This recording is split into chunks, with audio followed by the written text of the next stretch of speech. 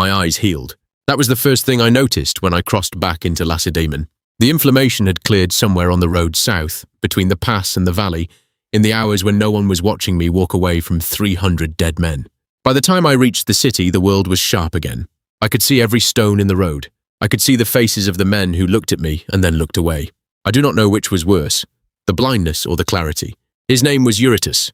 He had the same infection I had, the same swollen lids, the same inability to see more than shapes in firelight.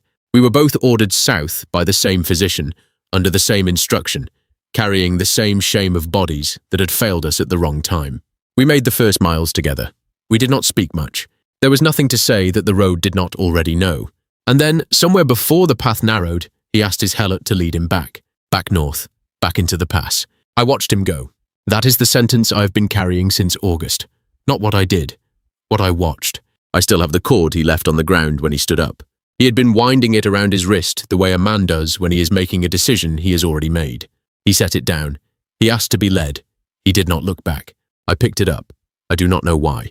I wear it wound under my left wrist, under the leather of my armor, where no one can see it. In Sparta there is a word, tresas. It means the one who trembled. It is not a word you are called once. It is a word that replaces your name. When the ephors looked at me in the hall, I saw them decide which word I was.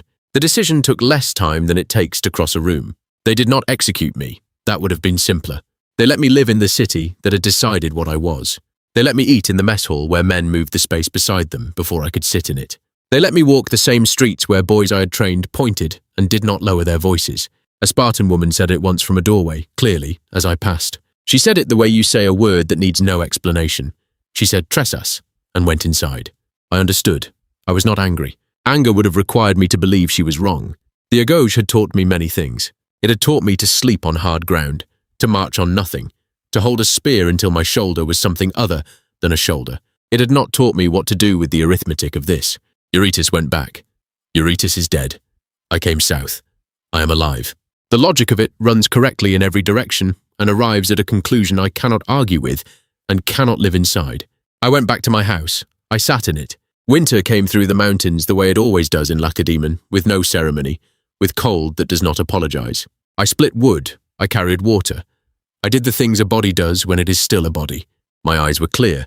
I could see the grain in the wood. I could see the surface of the water in the bucket. I could see, very precisely, everything that was in front of me, and nothing at all. There is a particular kind of silence that is not the absence of sound. The mess hall was loud.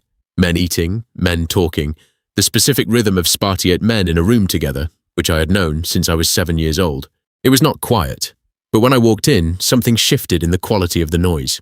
Not loud, not quiet, something that had a shape. I sat at the end of the table. I ate. I did not perform anything. I had decided early that I would not perform shame, and I would not perform the denial of shame, and I would not perform the specific Spartan performance of not caring what men thought of you. I was done with performances. I ate. I went home. I came back the next day. This went on for months. I began to notice things I had not noticed before the pass. The way a man's sandal leather cracks differently on the left foot than the right. The particular slant of light on the Eurytus in the hour before it becomes too bright to look at. The weight of a shield after you have been holding it for 4 hours versus the weight of a shield after you have been holding it for 8. I had never had time to notice these things. Sparta does not train you to notice. It trains you to endure. These are not the same thing. I thought about Eurytus every morning. Not in the way you think about the dead in grief, more the way you think about a calculation you cannot complete. He had the same information I had. He had the same body, the same infection, the same physician's order. He reached a different conclusion. I have tried to follow the steps of his reasoning, and I cannot find where it diverged from mine. This disturbs me more than the grief does. The grief I know what to do with. The divergence I do not. What I know is this. When Eurytus stood up and wound the cord and asked his helot to lead him, he was not performing either.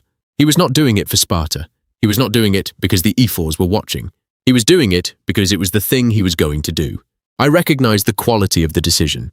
It was the same quality as any decision I had ever made that I did not regret. I just made a different one. I kept the cord wound under my wrist. In the nights when I could not sleep, I pressed my thumb against it until I could feel the individual fibers. It did not help, but it was honest. Nothing that helped would have been.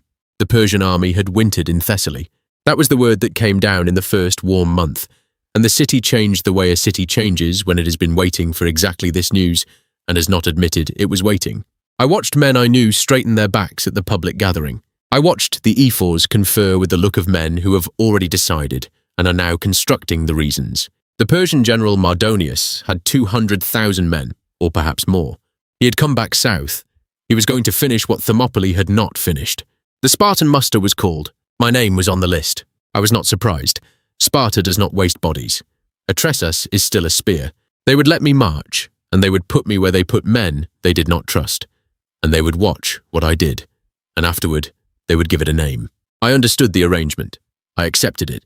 I had stopped wanting anything that required explanation. The night before the army moved out, I sat in my house and held the cord in my open hand. I did not wind it around my wrist. I set it on my palm and looked at it in the lamplight. A piece of leather Eurytus had left on the road to Thermopylae. I thought about what he would have said about the man I had become in the months between. He had known me since we were boys. He had trained beside me in the Agauge when we were 12, when we were 17, when the training stopped being training and became something else. He would have known what to call what I was.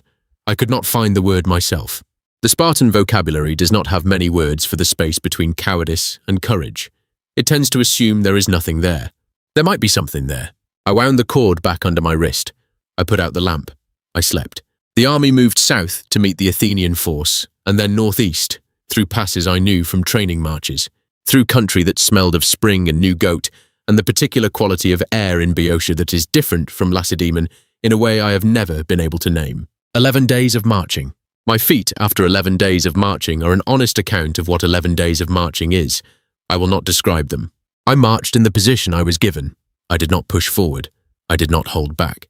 I carried my hoplon, the argolic shield of Lacedaemon, 8 pounds of bronze-faced wood, on my left arm for 11 days. My shoulder was a different category of pain by the end of the 3rd day. By the 7th, it had gone past the vocabulary of pain into something that was simply a condition, the way cold is a condition in winter. The man beside me on the march did not speak to me for 9 days. On the 10th day, he said, "Are your eyes well?" I said yes. He said nothing more. I did not ask what he meant by it. I had been in Sparta long enough to know that sometimes a question is the whole of what someone has to say. The Persian camp was visible from the ridge above the Asopus River. They had more tents than I had seen tents in my life. The cavalry moved in patterns I could make no sense of from the ridge, dust rising in columns across a plain that seemed wider than any plain I had walked. Mardonius had placed his forces in the land below Plataea, with the river between us and them. For 9 days we held the ridge and did nothing, which is its own kind of discipline, and not the easiest kind. I ate. I slept. I sharpened my Cephas each night with the same stone I had carried since the Agauge. The scraping of iron on stone in the dark is a sound I have always found accurate. It says exactly what it is. I found comfort in that. The order came in the last hour before dawn. A repositioning, Pausanias had ordered. The whole Lacedaemonian line was to move west along the ridge before daylight. We moved in darkness, 300 yards west, and then the formation stopped and began to argue, and then to fragment. And then the thing that should never happen to a Spartan army on the edge of a battle happened. We were caught between positions in the early light with the Persian cavalry seeing the movement and beginning to cross the Asopus. Mardonius read it correctly. He had been watching us from his camp for 9 days. He knew what a retreat looked like. The sun came up over the plain at Plataea. I stood in a Spartan formation that had been caught mid-step, shield to shield with men I had eaten beside for a year. Men who had moved their food away from me in the mess hall. Men who had said my name as if it were a verdict. We were 8 deep. The Persian cavalry hit the front ranks and broke apart and reformed, and hit again. Arrows. Then more cavalry. Then the infantry behind them, the 10,000 immortals who had been at Thermopylae, who had walked through that pass after the last man died in it. I knew those men, not their faces. The shape of them. Pausanias called to hold. I held. I do not know how long. Long enough for the man to my right to go down. Long enough for the man behind him to fill the gap, and then go down as well. Long enough for the arithmetic I had been avoiding since Thermopylae to arrive at a clarity I could not deny. Eurytus had made a decision I understood, but could not make. I was going to make a different one, but I was not going to make it for Sparta. I was not going to make it for the prize of valor, or the garland, or the histories that Herodotus would write with his clean hands in some city where the floors were not wet with anything. I was going to make it because the cord was wound under my wrist, and I had carried it for 9 months, and it was the only answer I had to the calculation that had no answer. I stepped out of the line. The rules of Lacedaemon require the formation to hold. A Spartan is the shield. The shield is not separate from the man. The man who breaks from the line has broken the only thing Sparta knows how to be. I broke from the line. What happened after that, I remember in pieces, the way you remember anything that happens faster than thought. The Persian cavalry wheeling. The ground, which was good flat ground, Boeotian soil, nothing like the narrow earth of Thermopylae, but open, wide, giving my legs room to move. The weight of the hoplon dropping to a different angle as I stopped holding it, the way the formation required, and started holding it for what was in front of me.